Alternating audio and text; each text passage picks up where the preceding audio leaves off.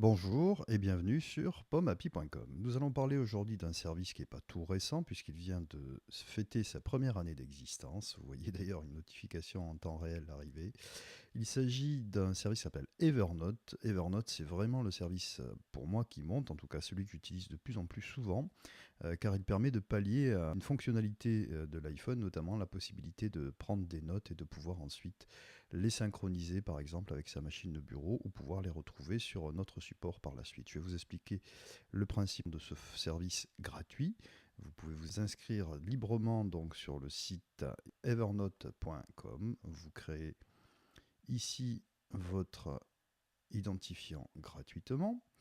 Et donc ça va nous permettre que l'on soit sur Mac, que l'on soit sur PC, que l'on ait un iPhone ou que l'on ait un téléphone équipé de Windows Mobile, donc en version 5 ou en version 6, on va pouvoir utiliser Evernote. Evernote va nous permettre de prendre des notes sous forme de texte, des notes sous forme d'images qu'on va prendre à la volée avec notre téléphone, également des copies, des clips web, on va le faire tout de suite, par le biais par exemple sur Firefox, par le biais d'une extension.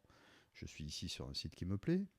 J'ai ici ajouté l'extension Evernote, c'est le petit éléphant que vous voyez. Il me suffit d'un clic pour venir ici copier le contenu de cette page directement dans mes notes d'Evernote. Et vous voyez, je le récupère ici.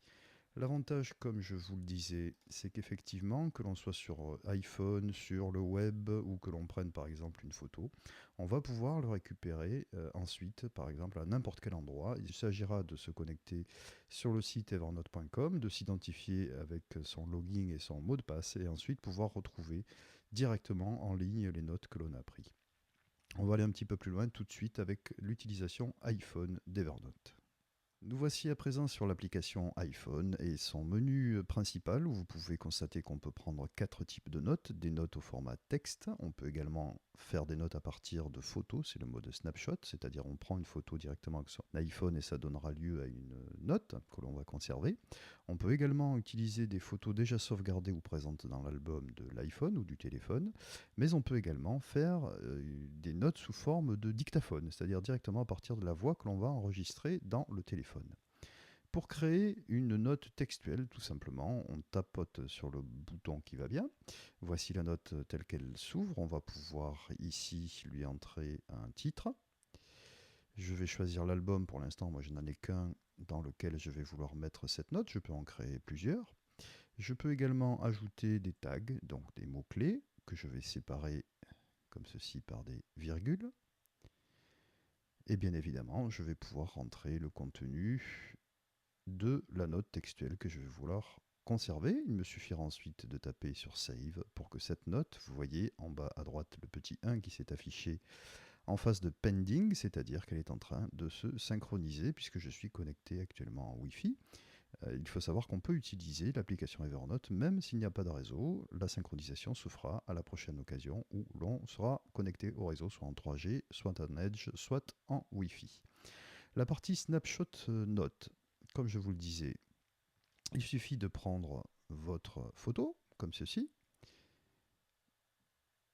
Vous pouvez déplacer, redéfinir l'échelle, la taille donc de cette photo avant de l'utiliser. Ensuite, on tape sur Use Photo. La photo est sauvegardée et apparaît ici la nouvelle note dans laquelle il y a un attachement contenant cette photo. De la même façon, je vais pouvoir la nommer. Je vais pouvoir également lui ajouter des mots-clés. Les mots-clés sont surtout destinés lorsque vous aurez de nombreuses notes à pouvoir après les classer, les rechercher, les retrouver au gré de vos besoins. Voici plusieurs mots-clés séparés par des virgules. Et après mon attachement de fichier, je vais pouvoir rentrer également le texte, par exemple, si je voulais mettre des commentaires à cette note. De la même façon, à la fin de ceci, je vais appuyer sur Save. Et notre petite synchronisation va se faire. Voilà. Si je vais dans l'onglet Pending, je vais voir que ce document est en train d'être envoyé sur le serveur, il est en train d'être sauvegardé. Et je vais pouvoir comme ceci le retrouver sur tout support à partir d'un navigateur web, à partir de mon iPhone, à partir du bureau simplement, en me connectant sur evernote.com.